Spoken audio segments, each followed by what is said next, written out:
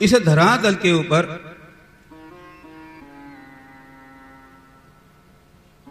प्रथम तीर्थ स्थान का महत्व जो बताया गया, वह भूमि, वह स्थान, वह नैमिषारण्य की भूमि मानी गई।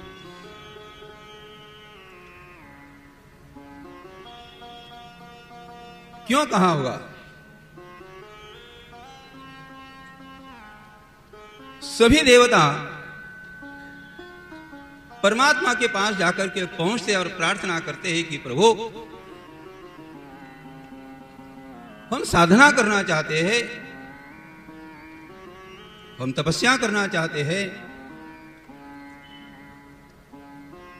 पृथ्वी पर सबसे पवित्र स्थान साधना के लिए, तपस्या के लिए कौन सा, कृपा करके आप बताइएगा।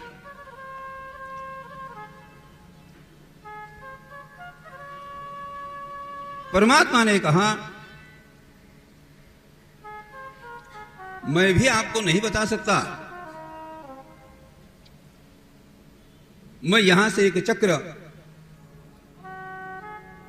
भेज रहा हूं और यह चक्र इस धरातल के ऊपर, इस पृथ्वी के ऊपर जिस स्थान के ऊपर जाकर के रुक जाएगा, वह स्थान आप साधना के लिए योग्य समझना, वह स्थान आप तपस्या के लिए योग्य समझना, वह स्थान स्वयं का उद्धार करने के लिए आप उचित समझना।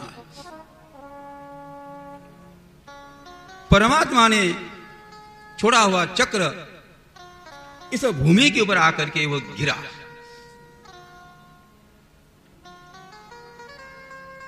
लेकिन चक्र का वेग इस प्रकार का था,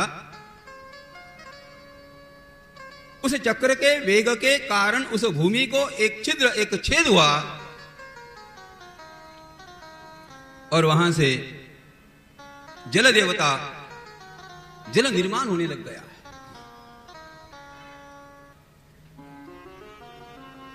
इतना सारा जल देवताओं ने रोकने का प्रयास किया, तथापि वह धारा रुक नहीं पाई।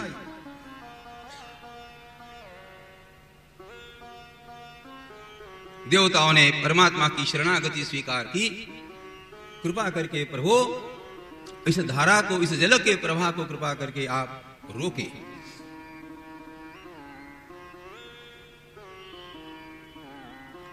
परमात्मा ने कहा, यदि आप इस जल से बचना चाहते हो, यदि आप अपने प्राणों की रक्षा करना चाहते हो, यदि आप जल का प्रवाह रोकना चाहते हो, तो केवल एक ही मार्ग है, एक ही रास्ता है। वहीं पर उसी स्थान के ऊपर माता जी का मंदिर है। आप ललितांबा की शरणागति आप स्वीकार करें।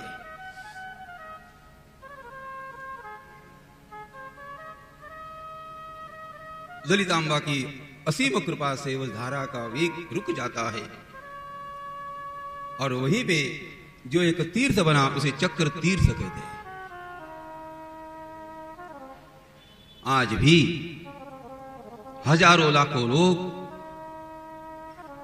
वहां पर अपने पूर्वजों का पिंडदान करने के लिए जाते हैं। पिंडदान करने का अंतःकरण में हेतु न होए कोई बात नहीं, लेकिन जीवन में कभी तो भी एक बार इस पवित्र धरती के ऊपर जाकर के उस चक्र तीर्थ में स्नान करने का संकल्प करें। वहां की वादियों में थोड़ा जाकर के बैठे, वहां के वायुमंडल में जाकर के थोड़ा चिंतन करे, आपको कुछ न कुछ प्राप्त होगा। आज भी कुछ संतों का मानना इस प्रकार का है, जो 88,000 ऋषिमुनि थे, आज भी उनका निवास नैमिषारण्य में है, वृक्ष की योनि में है, पेड़ पौधों की योनि में है।